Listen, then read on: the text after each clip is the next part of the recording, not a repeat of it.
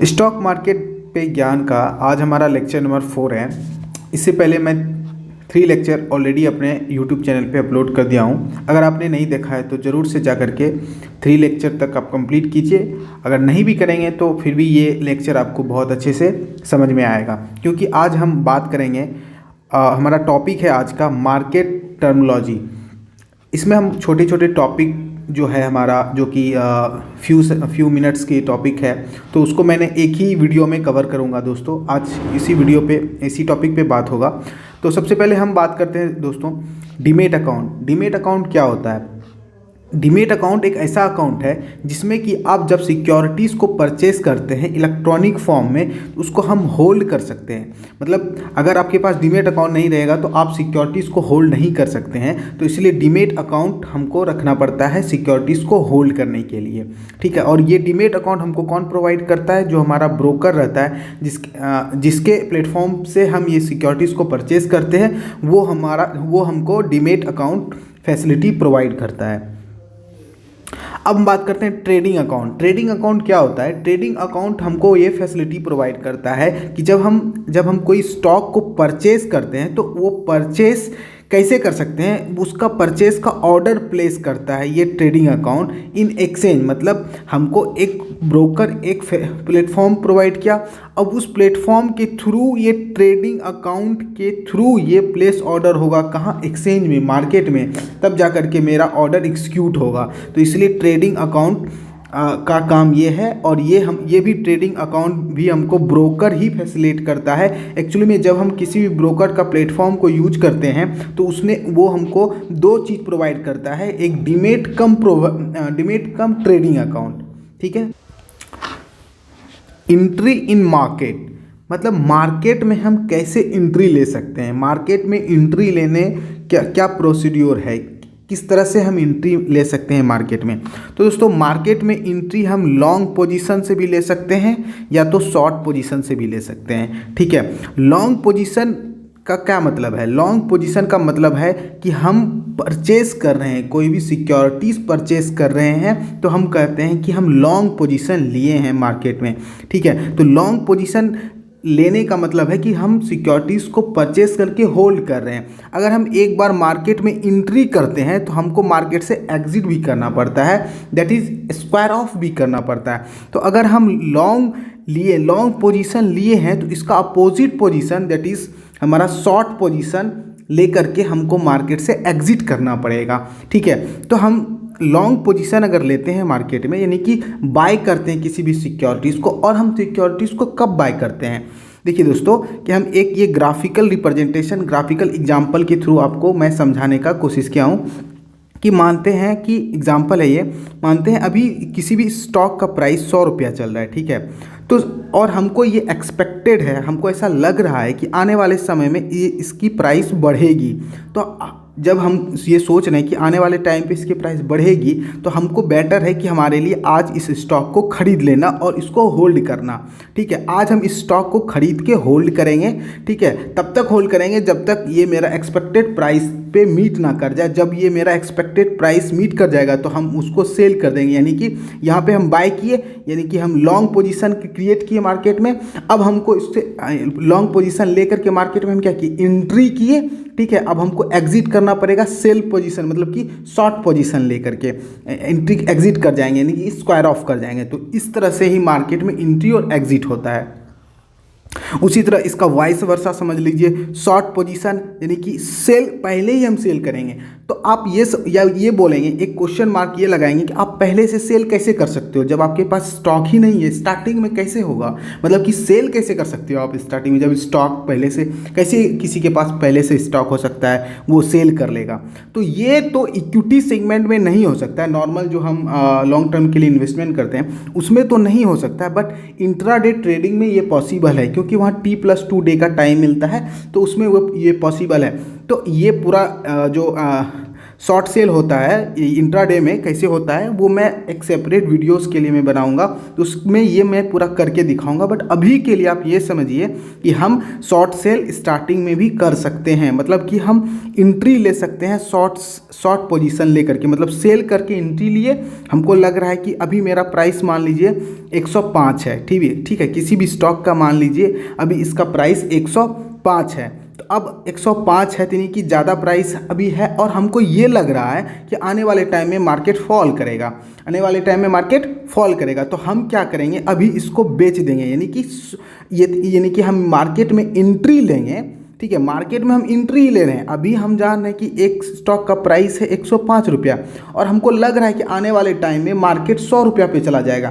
तो अभी हम क्या कर सकते हैं, तो आप ये कर सकते हैं, आपके पास सिक्योरिटीज़ नहीं भी है तो भी आप इंट्राडे के थ्रू आप कर सकते हैं, इसको बेच दीजिए 105 पे बेच दीजिए और जब ये प्राइस नीचे आएगा 105 में बेच के, यानी कि शॉर्ट पोजीशन लेकर के आप मार्केट में एंट्री कर जाइए और जब इसका प्राइस नीचे जाएगा यानी कि 100 पे जाएगा या इससे भी कम जाएगा तो आप इसको बेच के निकल जाइए मार्केट से, इसको खरीद के निकल जाइए। यहाँ पे मैंने बेचा यानी कि शॉर्ट पोजीशन क्रिएट किया और इसको जब हम एग्जिट करेंगे तो हम बाय कर लेंगे, तो हम मार्केट से स्क्वायर ऑफ कर जाएंगे यानी कि एग्जिट कर जाएंगे। तो इस तरह से लॉन्ग पोजीशन और शॉर्ट पोजीशन होता है।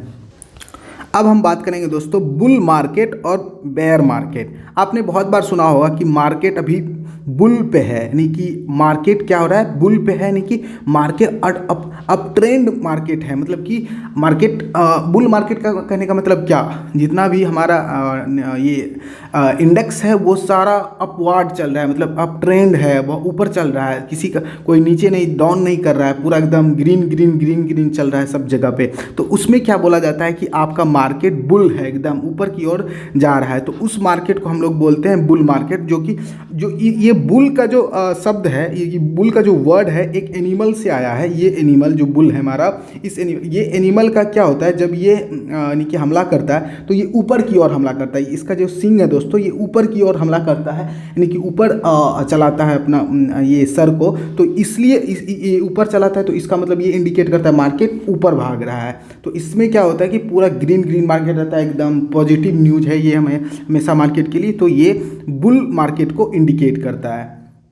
उसी तरह बेयर मार्केट को इंडिकेट करता है ये बेयर एनिमल, जो कि डाउन ट्रेंड मार्केट को बताता है कि मार्केट हमारा डाउन ट्रेंड चल रहा है या चलने वाला है, कुछ भी मतलब कि डाउन चल रहा है, प्रेजेंट बताता है। बेयर मार्केट नीचे की ओर आ रहा है, तो ये बेयर जो है हमारा एनिमल ये क्या करता है, इसका जो मतलब कि ये जब हमला करता है तो नीचे की ओर वॉर करता है हमेशा, तो इसको ये इंडिकेट करता है बेयर मार्केट को, और ये बेयर मार्केट हमारा नीचे की ओर दिखाता है। इसमें क्या होता है, पूरा रेड मार्केट रहता है, सारा चीज़ एकदम मतलब जितना भी आपका निफ्टी है, सेंसेक्स है, सारा आपको डाउन में ही दिखेगा।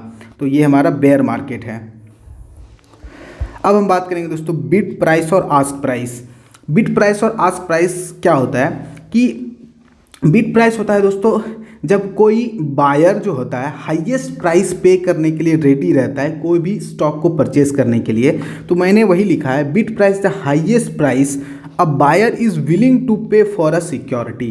तो जैसे कि आपने कभी मार्केट डेप्थ को अगर एनालाइज किए हैं कभी आपने, या फिर इस वीडियो में आप समझ लीजिए मार्केट डेप्थ को कैसे एनालाइज किया जाता है। मान लीजिए कि मैंने आज का ही डेटा ये उठाया था सुबह मॉर्निंग में करीब 10 AM के आसपास। ये रिलायंस का प्राइस उस टाइम पे चल रहा था 1512 रुपया, ठीक है। और यहाँ पे देखिए ये बिडिंग चल रहा है, ये जो है पूरा ये बिडिंग है, ठीक है। ये बायर का बिडिंग है और ये सेलर का बिडिंग है, ठीक है, दोनों का बिडिंग दिया हुआ है। और ये बायर का बिडिंग क्या बताता है कि बायर इतना है, मतलब कि टोटल तो इतना है, लेकिन मतलब टॉप 5 को ही ये मतलब कि शो करता है। ये मैंने BSC का वेबसाइट से इसका स्क्रीनशॉट लिया था।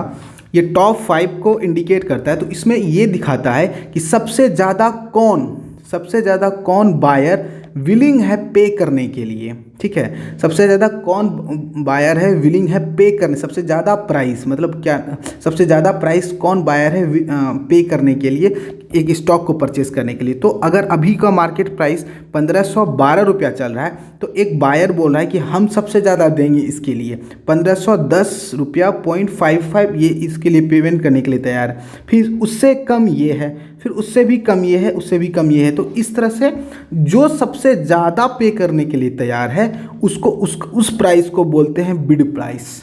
ठीक है, उस प्राइस को बोलते हैं बिड प्राइस। और इसका जो ऑर्डर है सबसे पहले एक्सिक्यूट होने का प्रोबेबिलिटी रखता है कि सबसे ज़्यादा ये जल्दी इसका ऑर्डर मैच हो जाएगा और इसका ऑर्डर मैच होगा और ये ऑर्डर इसका एक्सिक्यूट हो जाएगा।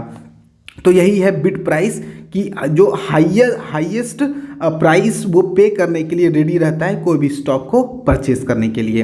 तो उसी तरह सेम है दोस्तों आस्क प्राइस। आस्क प्राइस क्या होता है, इसका अपोजिट होता है। आस्क प्राइस होता है क्या कि कौन ऐसा सेलर है सबसे कम में स्टॉक को बेचने के लिए तैयार है, सबसे कम में क्या, सबसे कम प्राइस में स्टॉक को बेचने के लिए तैयार है। अब अगर अभी का मार्केट प्राइस 1512 रुपया चल रहा है तो ये बोल रहा है कि हम सबसे कम में बेचेंगे। तो हम कितने में बेचेंगे, 1511.25 में हम बेचेंगे। उससे नीचे ये, उससे ज़्यादा ये है, फिर उससे ज़्यादा ये है, उससे ज़्यादा ये है, उससे ज़्यादा ये है। तो सबसे कम में ये जो बायर होगा, सॉरी ये जो सेलर है जो 8 क्वांटिटी के लिए रेडी है बेचने के लिए, तो इसका ऑर्डर सबसे पहले एक्सिक्यूट होगा। क्यों एक्सिक्यूट होगा, क्योंकि ये सबसे कम बोल रहा है कि भाई हम सबसे कम से कम ये प्राइस डिमांड कर रहा है, हमको इतना ही दे दो और मेरा स्टॉक मतलब बेचने के लिए ये सबसे कम प्राइस मांग रहा है और मेरा बोल रहा है कि हम इतना में बेच के निकल जाएंगे। ठीक है, तो ये इसका प्राइस सबसे पहले एक्सिक्यूट होगा, इसकी सबसे ज़्यादा प्रोबेबिलिटी रहती है। तो वही चीज़ है ask price. Ask price is the lowest price someone willing to sell a share, मतलब सबसे लोएस्ट प्राइस जो कि कोई भी सेलर अपना स्टॉक को बेचने के लिए रेडी रहता है। तो दोस्तों उम्मीद करता हूँ कि बहुत अच्छे से मैं इस चीज़ को आप लोगों के सामने अच्छे से एक्सप्लेन किया हूँ। अगर दोस्तों आपको इस वीडियो को आपको अच्छा लगता है, ये वीडियो अगर मैं बना रहा हूँ आपको अच्छा लग रहा है, आपको कुछ सीखने के लिए मिल रहा है, तो प्लीज़ दोस्तों लाइक सब्सक्राइब कीजिए और अपने रिलेटिव्स फैमिली को शेयर कीजिए। दैट्स इट दोस्तों, और नेक्स्ट वीडियो बहुत ही जल्द मैं अपलोड कर दूंगा। तब तक के लिए थैंक यू सो मच।